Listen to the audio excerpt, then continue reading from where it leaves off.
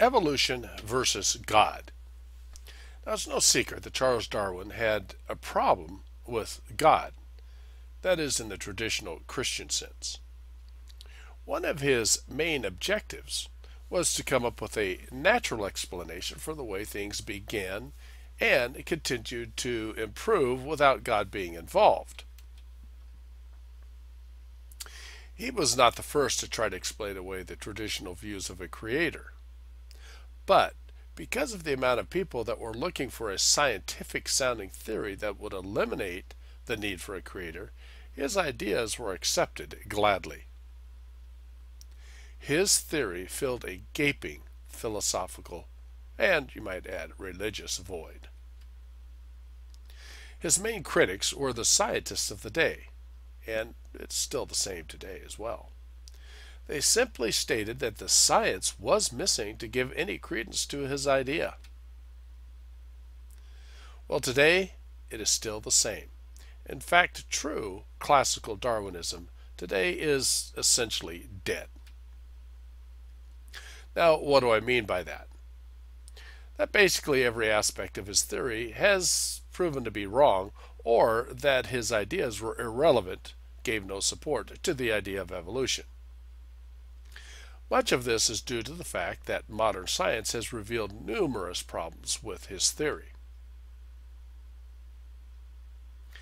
Essentially, there is nothing left in his theory that supports evolution and is also backed up by science.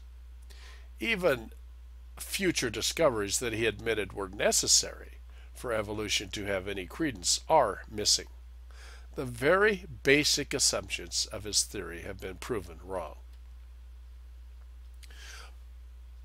But why is the basic idea of evolution so important and pushed so hard if it has been disproved? Well, because the only alternative is to believe in a creator, and that is not acceptable at any price. Nobel Prize winner George Wald was honest enough to admit this fact.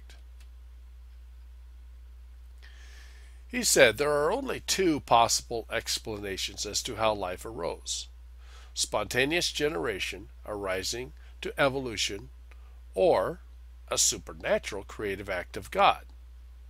There is no other possibility.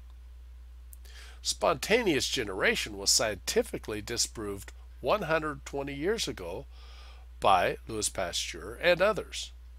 But that just leaves us with only one other possibility: that life came as a supernatural act of creation by God. But, he continued, I can't accept that philosophy because I do not want to believe in God. Therefore, I choose to believe in that which I know is scientifically impossible: spontaneous generation leading to evolution. Creationism, or intelligent design, is not an acceptable alternative for most evolutionists. Well, why is that?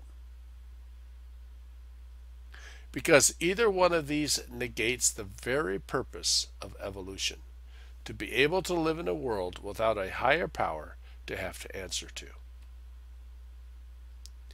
It is the very same reason that the theory was invented in the first place. This subject of evolution versus God will be continued in the next video.